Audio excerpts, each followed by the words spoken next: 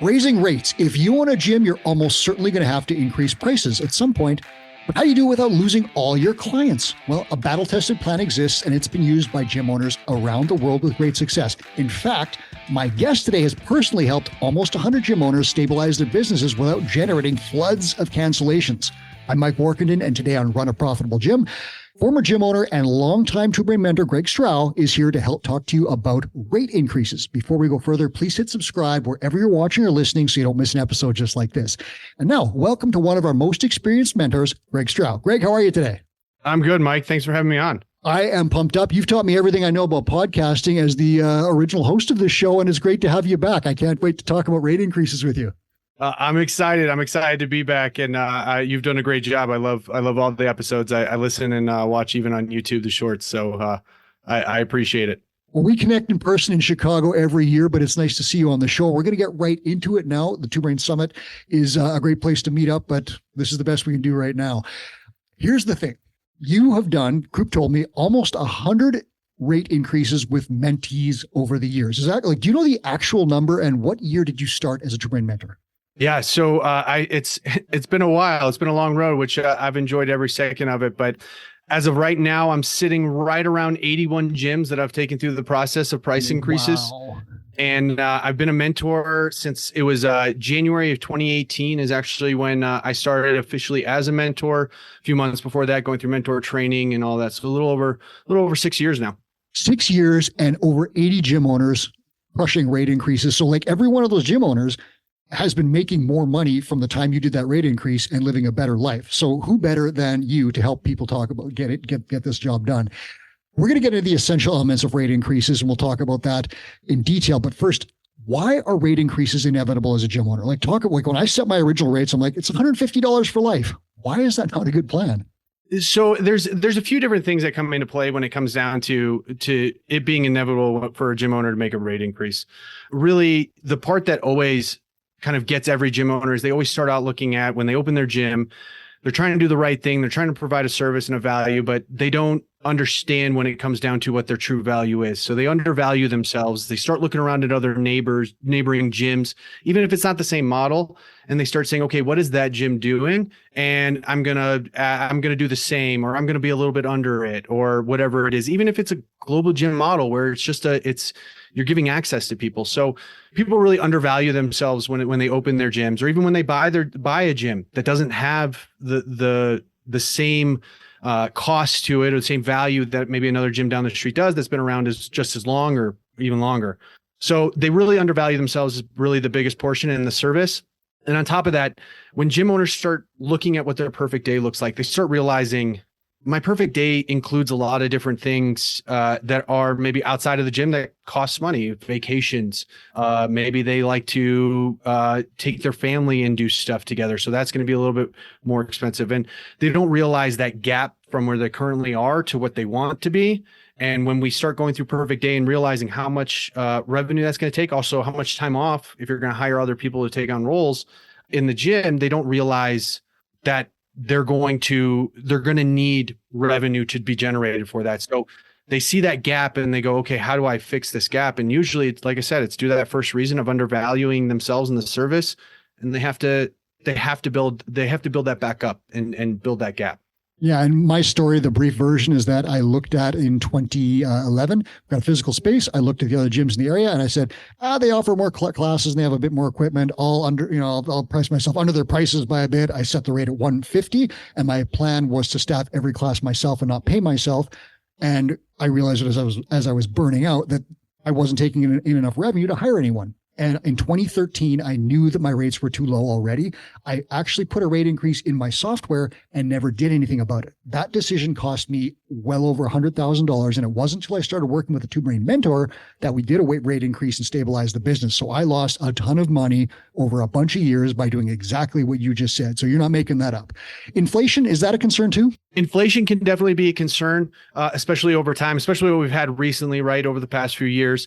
But in the beginning, when you start out and you're bootstrapping your business, or maybe you got a small loan and you're trying to build, you don't realize how fast inflation affects you. Even when I opened my gym in 2014, 2015, 2016, I didn't realize that inflation was still going. I understood what it was, just didn't you didn't feel it the same way you do after like post-COVID. So that definitely comes into a big play when it comes down to that pricing model. And I think what I've seen as successful, which I know we're going to talk about, we're going to jump into it a little bit later, but I've even, when gym owners do their price increase, I remind them that, hey, this should be an annual increase that you put into your agreements that from now on, and it's for inflation. So percentage of whatever you want, 8%, 6%, if you want to do a scale from like 0 to 10%, that way, every year, it just automatically happens and you don't have to go through the same process. Everyone signs the agreement and it just automatically affects. And I can give credit to actually Kalita, former mentor on the team. She was the one on a call that with the mentors actually brought that up. And I as a gym owner still at the time, said, why aren't I doing that? I need to be doing that. So I took her advice and I put it into play. And every gym owner I work with, I say, let's not have to have this feeling again where you're sending out this letter and all the steps that go into it. And I mean, I think we all make the same mistake again in the beginning. Like you said, I did the same thing. Only difference was I didn't have any gyms to compare outside of global gyms. You made it up in my town. Yep. So I had to make something up and it was way lower than it ever should have been. Yeah. And it costs you for years. It costs your family and it ultimately costs your clients if you can't raise the rates because the gym goes under and no one wants that. Talk to me. Let's go into like the big mistake. So let's just help people out there cross off some stuff right now. Like, let's talk about the never, ever do this stuff list when you're going with a rate increase. What's on there? So the biggest thing I'm going to say right now for gym owners is, if you do a rate increase that's maybe massive, such as, and we'll go off percentages because I don't want to throw out just numbers. Everyone's going to be different places. But anything over 15%, that's a big reaction you're going to get. And what we've seen, I mean, after the gyms that I've mentored and countless gyms across Two Brain community, we've seen anything over 15% is going to cause more negative consequences than you're ready for or even the mentor's ready for. So what I've seen, you need more of a stepwise approach when it comes down to anything over 15% if you're doing that. But really the other part of that above 15% is you got to make sure you have people in the community that are your market's willing to pay for it. I mean, if I'm in a town of maybe 200 people, having a rate of $500 a person probably isn't going to work.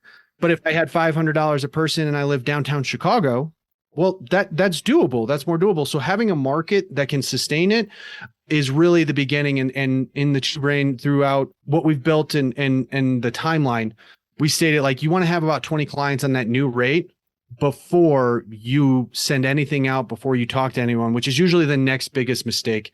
And it's not that they purposely mean to do it. I had a gym that I worked with. He followed everything in line. We were ready to go for the rate increase. We had the staff ready to go. We had the email ready to go. Everyone was prepared. And he sat down with some of the clients that were going to raise close to that 15 mark. And when he sat down with them, they were okay with it. They understood.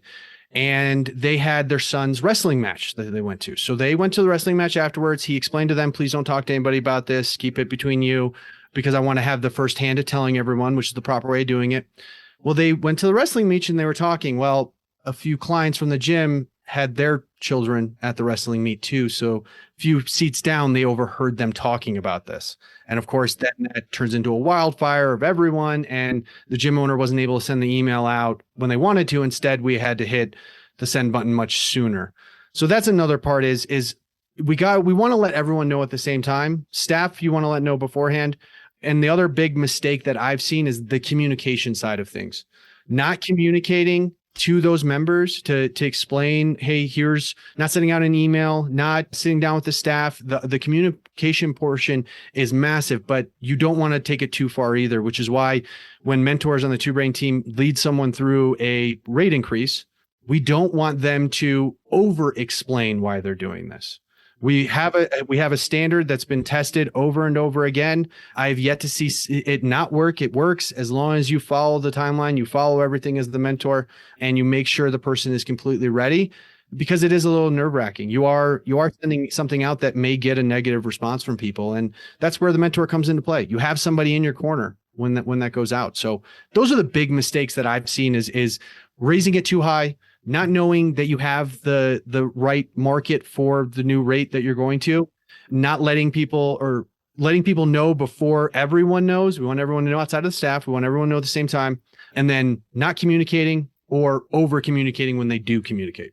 Yeah, and that stuff is very common, because left to your own devices, you're going to make a lot of those mistakes, because it's so common to, like, just over explain something. I wanted to tell people all the reasons why I needed a rate increase, and I had this endless email there, and it's not needed, right? It sounded very defensive. It wasn't great. And I ran it by the mentor, and he said, dude, just use the script that we have for clients. And I said, oh. And I did that, and it worked just fine. In fact, members said to me, I'm really glad you raised rates. We don't want you to go away. So it works really well. If you're a two-brain client, your mentor can point you to the raising rates resources in our toolkit. There are tons of things in there. You've got scripts, templates, timelines, checklists, everything. And then your mentor will help you do the math, do your analysis, and figure out exactly what to do.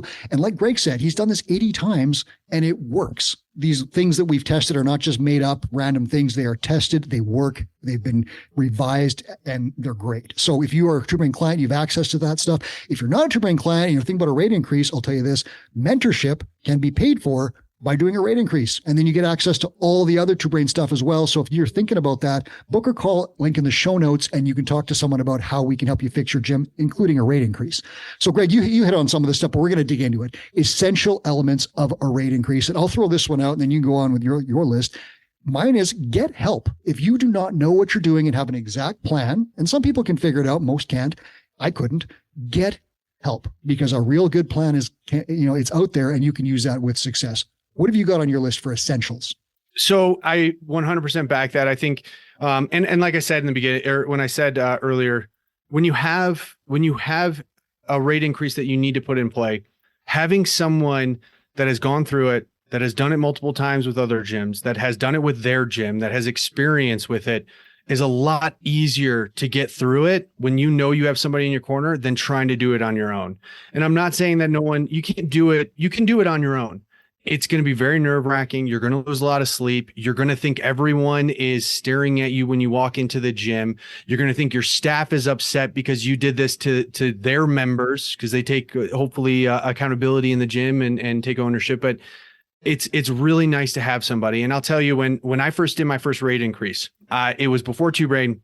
I was on my 2-week annual tour in the reserves. I was actually in Germany at the time. The only way I had communication was through Slack and email on my computer. So I sent out an email that we were raising rates. I did not notify my staff. I did not follow the protocol that we've built out throughout this time, and all of the points that we hit on in this elements of having success with a rate increase. And because of that, I did all the wrong things. Mm-hmm. And I learned very quickly what not to do and how to do it. I didn't have conversations with people that were increasing the most, those kind of things. So it's been very methodically built out since then. And me joining the team and being a mentee of Two Brain and then becoming a mentor, I've seen the steps work every single time. So getting back to your original question, the first thing is, of course, getting a mentor. Get a mentor, get somebody that's been through this. It's going to get you through it faster. They're going to make sure you don't make the same mistakes. And they'll make sure you do it, right? Like that's the other thing, is that I put this stuff in place and I actually randomly hit on a pretty good number for rate increase. I just didn't do it. I needed someone to say, dude, pull the trigger. And I didn't have that. And that accountability that you mentors provide is so essential. If I had had that, I would be up literally 6 figures. Okay. Go ahead to hit your next point. But like, if you had told me that, I would have been up money. Yeah. Me and you both. Yep. So once you have that in place and we've said, okay, we need to do a rate increase, the first thing I would definitely do is we need to calculate what the rate needs to be. That's going to be going up a few different things: perfect day, what your expenses are, making sure within certain percentages. I mean, we talk about the 44% for staff and that with 22 to fixed costs and 33 as a profit margin / keeping money, especially during COVID. I think a lot of people didn't realize they needed some money in reserves, but we need to calculate and have a real discussion on what do the rates need to be.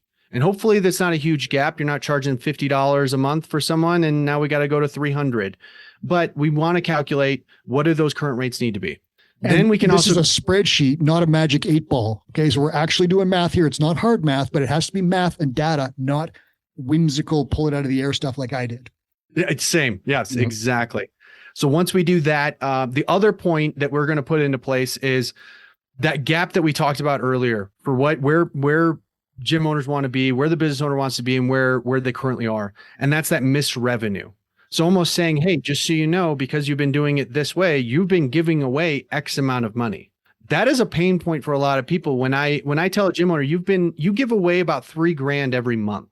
That hurts. That's another a full-time possible coach, depending on where you're at. Like that's a lot of revenue. I mean, $36,000 a year, you could do whatever you want with if you were just charging everyone the right rate.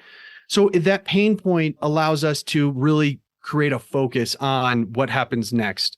And that is, we need to make sure, again, that market is sustainable. So now we say, all right, let's get 20 clients sold at that new rate.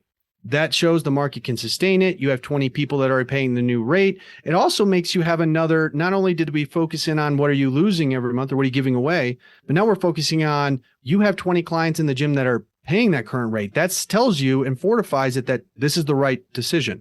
Confidence. Yep. So once we do that, the next thing is going to be, we want to make sure that we have everything out there for the current rates. So updating your website or anywhere else your rates are currently at, we want to make sure this is the updated rate. What I used to do and what I've told gym owners is, if you're going to change the rates and you have your current rates on there, make it the 2024 3 classes a week package, or whatever whatever package you guys have with memberships. But I would call it whatever the year is. That way you just know where it's at. And you can always update it as needed, but that would update the rate. Then from there, we need to pick a date. So we have a timeline. This is when we're determining this stuff out. This is going to take a little bit of time for you and the mentor to make sure we plan it, but that's about 90 days out. We calculate it within 60 days. We want to make sure we're getting those sales between 60 and 30 days out. We want to make sure we have those sales of the 20 people in there. If gyms take a little bit longer to get them, that's fine. We can talk about that, of extending this as needed. But then about 30 days out, we have a plan in place. We have a date of when we're going to launch this. We have the email or the letter finalized between you and the mentor to make sure you're not, as I said, over explaining yourself. Well, my kids want to get into this private school and I need a new truck, and I want to pay for this coach to go on vacation. Like, again, stuff that is not, most people don't want to hear it. It's short and to the point. And I think if you look back, or if people are looking back at previous emails from other companies that have sent out rate increases, Netflix, perfect example, they don't say all the reasons why they're doing it. They just say this is when it's going to happen. And it lets people know, it gets down to the facts a lot faster. And that's part of that template we have within the Two Brain modules. And that's where we look at that and say, hey, fill this out exactly, fill in the blank, almost like an ad lib. Fill in the blank, put your information in there. It's ready to go. And this is the email we're going to send, not 4 pages of an email.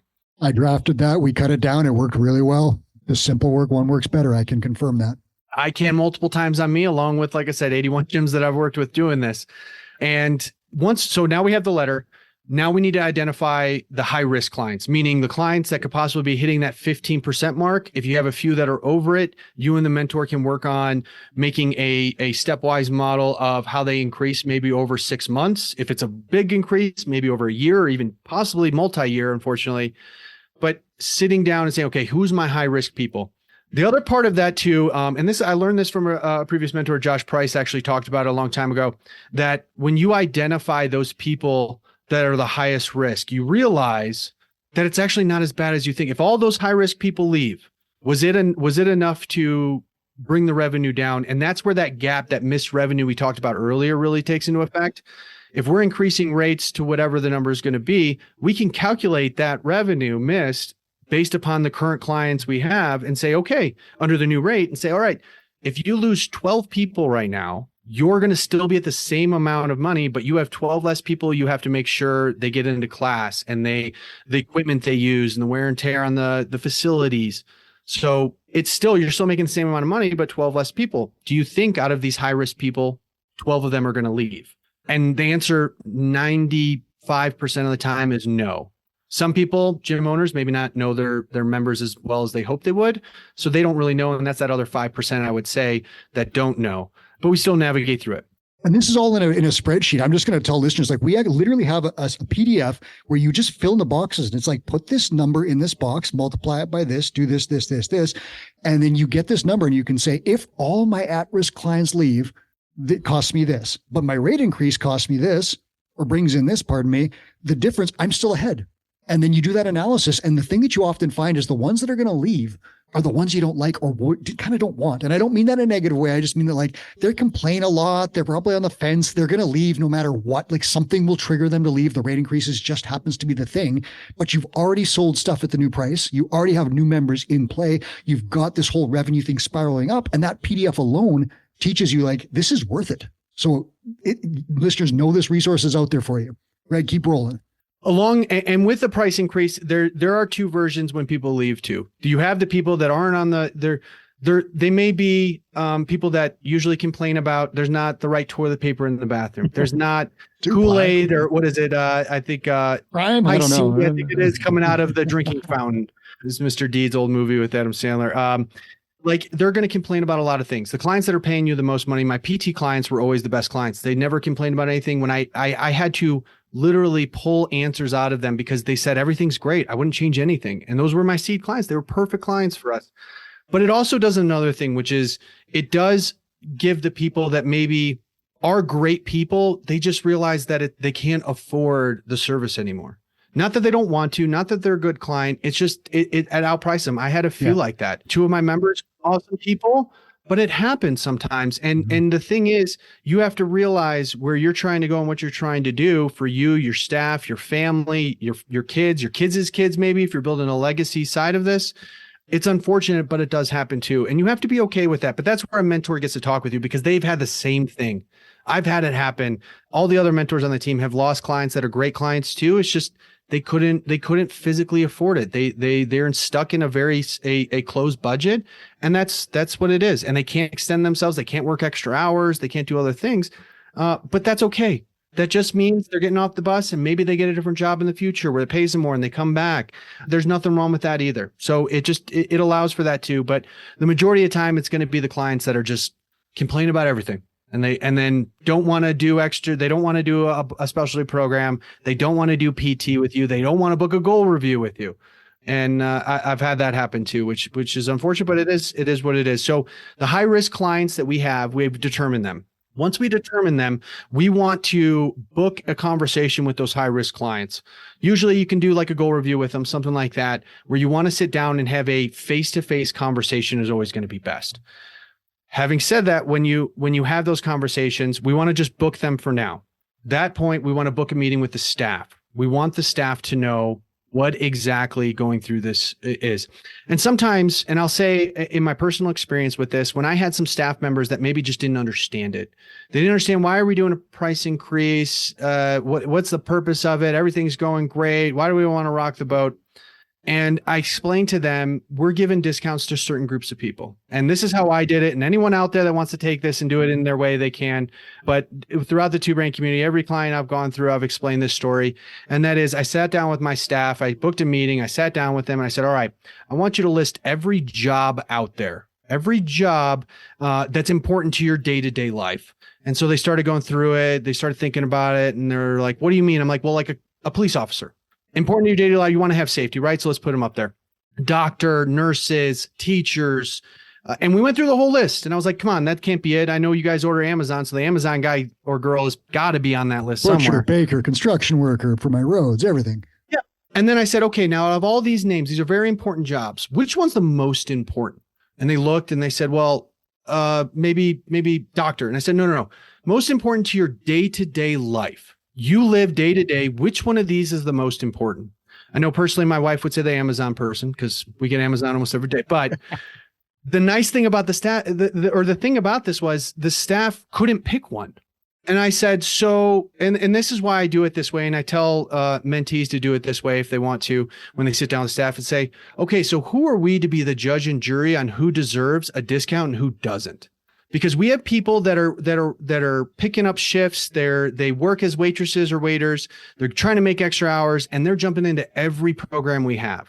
And we have other people that make much more money that show up in that brand new Mercedes or BMW that only do 3 days a week. And they're never going to pay another dime to make themselves better, to get to their goals faster, or to get to their goals in general.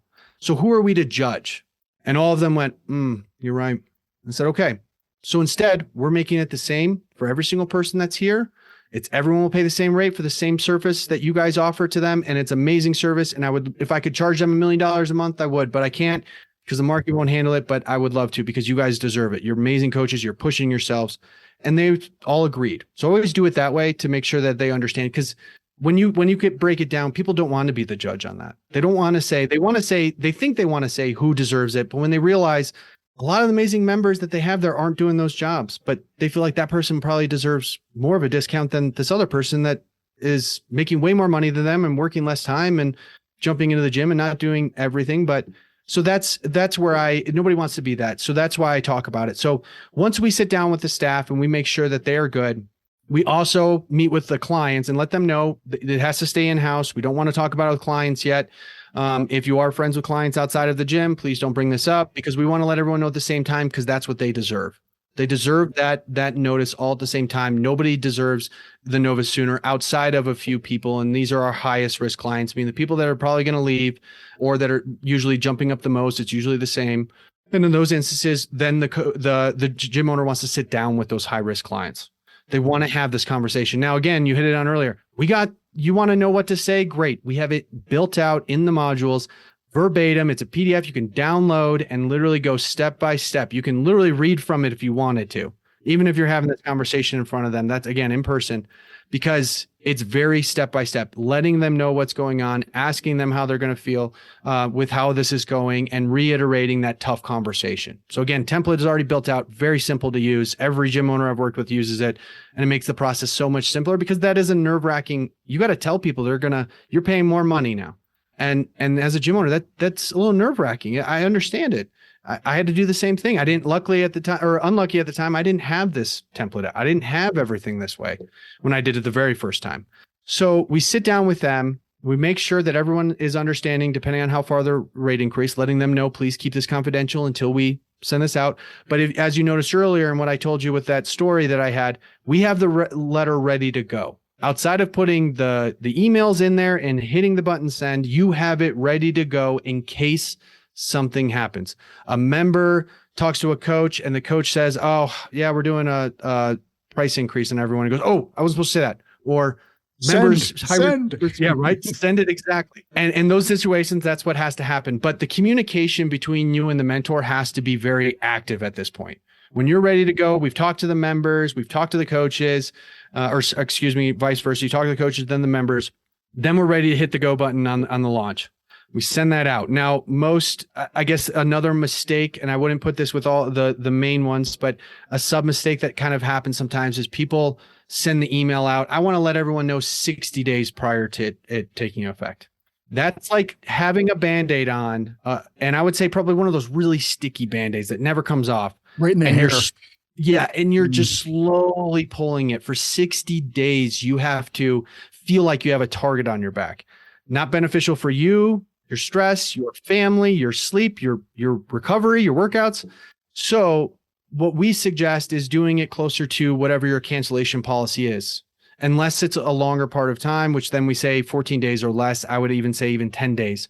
10 days allows you just enough time to rip the Band-Aid off and get it in place and not have to worry. If you have a 30-day cancellation policy, you can still do it within those in between 14 and 10. I usually say 10 though, with majority of clients, to get it put in place and gone. So 10 days, you send it, you have 10 days now. And during that time, the first 72 hours are going to be your heart's pumping, you're freaking out, you haven't gotten an email back yet, which means everyone's bunching together and they're going to leave. And that's where the mentor comes into play. If a mentor wants to be super successful with any gym and any one of the Two Brain mentors, the biggest thing I can say is make sure lines of communication are open for those first 72 hours minimum. They got to know, and I tell every mentee, I need an update every hour, and then through the first 24, not when you're sleeping, of course, but after that, maybe every 2 to 3 hours, update of what negative responses, but also what positive responses, because that's the thing that nobody ever measures when they send this email out. You're going to have a ton of positive reinforcement from your members saying, I'm happy to pay the new rate. I'm so excited for you guys. The gym definitely needs this. And then members that are paying the new rate are saying, oh, I'm so happy to hear that everyone's going to be on the same rate for the same service. Like, they're going to repeat the things that but you never thought anyone's going to send you an email about. And so that's going to happen too. The positive side will happen with it, but I say about 72 hours. And then from there, we can kind of extend how often you communicate more of, hey, if there's a fire that gets put into place, let us know. If there's an issue, let me know. And I even get to the point where I say, hey, give me a call. Here's my number. Give me a call if needed, because we want to stay in front of any fires that do come up and be reactive as fast as possible to make sure we put those out. And the mentors not only have been trained, but have gone through this personally in their gyms. And then as they start as a mentor, they've had other mentees they've taken mentees through this process. So be patient, but also as soon as something like comes up, ask questions. If you don't know how to respond to an email from a member, send it over, forward it to your mentor, and then shoot them a message. Say, hey, I sent you an email. This is what it's about. That way they can help you through the process. And then be excited about what you're going to be doing in the future. Be excited about how you're going to help all these new members and the gym and your family and everything with what you're doing, because you see value in it. You have clients that already see value in it, and they're going to continue seeing value. So it's hard to do it when you're going through it, but I promise you, when you come out the other side, you realize truly what that missing revenue was like for a new staff member, for your family, for whatever else is coming up. If you took out loans during COVID, they can pay them off faster. So it's well worth doing the process and making sure you have somebody in your corner throughout that time.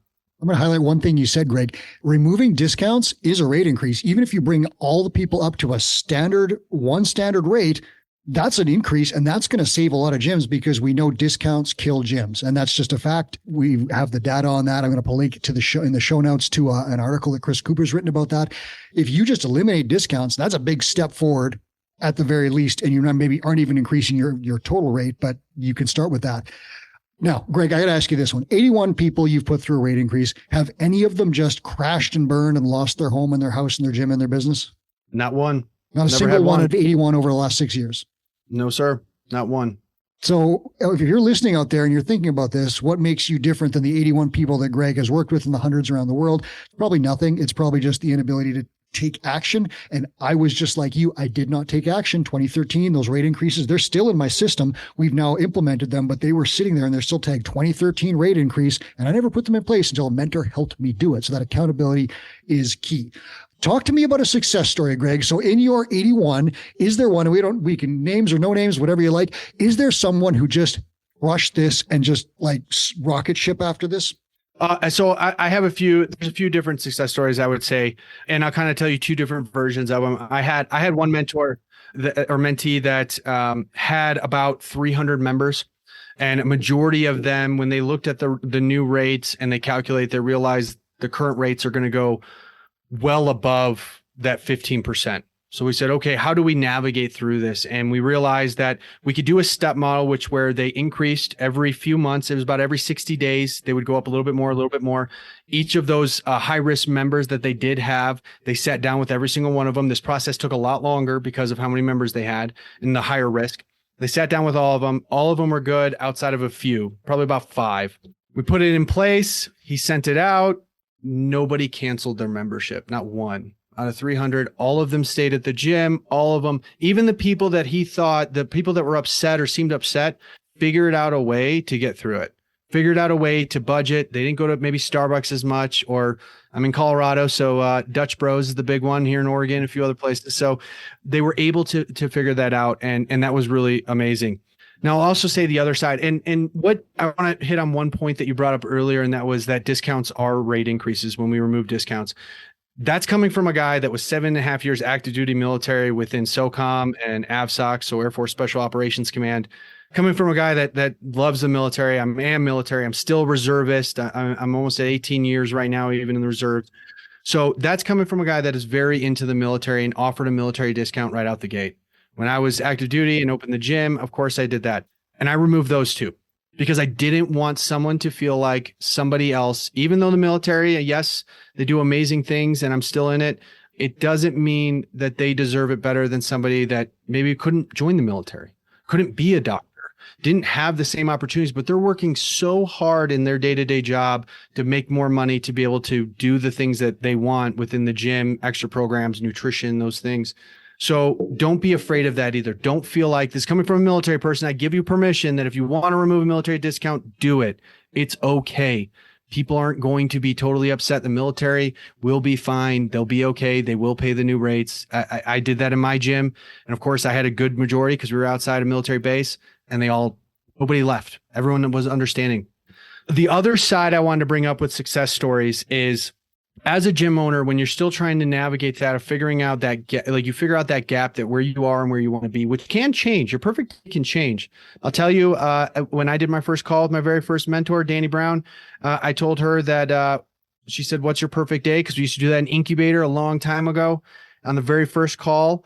And she said, "What's your perfect day?" And I said, "Honestly, it's working at the gym in the morning, coaching some classes here and there, and then mentoring gym owners like around the world, doing what you're doing. I want to do that one day." And she says, "Really?" And I was like, "Yeah, seriously." And I that was my goal, which is now I'm doing it. I've been doing it for over 6 years now. So this is what I enjoy. But sometimes you get to a point where you realize, okay, I need to, my perfect day has changed and we need to raise rates because I need to do this. I want to provide maybe for a full-time GM or head coach or multiple full-time. I want to pay healthcare for them or vacation time or some of the other things that you see in other businesses. And you got to raise rates. And you almost do it in a way of saying, "Hey, I got too many members in the gym right now. My equipment's getting used faster than I want it to. I'm buying more equipment every month even, and I want to slow that down. So I'm sending out a rate increase so that I can provide more income for those things I want to do in the future. And if a few people leave, that's perfectly okay." And I did this in my gym. I raised rates purposely to get rid of, maybe like I think GE did it with their employees. They cut the last 10%, the bottom 10% every year. They got rid of the 10% that were doing the worst when it came down to their KPIs, so that they always kept the highest level, the higher level people doing the most production, that are doing great jobs, and they wanted to keep them and incentivize them by keeping them around. So I said, okay, I'm going to do this rate increase purposely to get rid of a few clients, the lower ones that are, again, complaining about the toilet paper and how we don't offer a class on Sundays and how we don't offer this or that. I said, okay, let's do this. It'll provide more income. I can set this aside, do more for the staff, provide maybe some revenue to be able to send them to extra certifications or whatever. And it's a success, but not success. But I would do that and nobody would leave. They'd all stick around. They'd all stay. And I wasn't intending to do that. And it wasn't like it was a very small $3 increase. I mean, it was $10 to $15 each, and everyone stuck around. And I'm like, well, that's successful, but not what I intended. So those are some of the success stories I've seen. And that's not just me. That's multiple gyms that have had that happen, because it's sometimes needed for you to be able to see, okay, this is the gap that I'm still facing. That is now my new perfect day, because your perfect day can change. It doesn't have to be like mine. So 300 members, and I'm going to, like, the rate increase was probably more than $10, but even if it was $10, that's $3,000 right away. And that drops right to your bottom line because your rent didn't go up, none of that stuff happened. You just get that money, right? Like, do you recall what the rate increase was, the monetary one on that one? I believe it was between $20 and $25 per person. A few of them were much more, closer to like $60 for the very high risk. Again, they were paying as we all know, we always call it the grandfathered rates, right? The ones that we had in the very beginning. No, you're never going to go up. You're always going to be at this $60 a month. Yeah. So some of those went up dramatically, which is why we had to create a model where they increase slowly over. Again, a mentor will work through it so you don't lose them. You don't go overnight the large amount, but slowly over a few months, even possibly a few years if needed, where they slowly increase and they get up to that same rate. So everyone's on the same rate. But yeah, I think it was in between $20 and $25 for that gym, which that right there, I mean, with 300 people, that's $6,000, a little over $6,000. That's business changing money, right? And you can take that as profit. You can reinvest. There's all these things you do with it. But long story short, that business is stable. I'll give you one quick story. And this was interviewed a client who did a rate increase. His mentor helped him refocus his business and put a new model in place. So instead of just doing group classes, he had a situation where he was doing group classes was his focus with a bit of PT on the side. And he realized the PT side was supporting the group side, and it kept going like that. And it was just limping along. He decided to focus completely differently on more PT and small groups as opposed to group classes. And so now his small groups are much more valuable, and he was able to put a much more significant rate increase in place, but he justified it. The value was there for these clients. And so the mentor helped him change his business model to support what he wanted to do. And so that's also where the mentor comes in. It's not just raising rates on group clients. You can do that, but sometimes it's analyzing your business and saying, are you even selling the right thing? Can we sell something different and better that has more value? And we did that in this case. You can watch this video on YouTube, and great success for a great gym owner who's running a very cool business with a different model than he was a year ago. So that's another thing that you guys can do. So Greg, we're going to wrap this up. Here's the deal. You've laid out literally everything that you would do for a rate increase. You can literally take this show, take notes, and then put it into place. Why should someone work with you as opposed to just doing it on their own? Again, the biggest reason I would say is that having someone that's done something, that's what a mentor is here to do.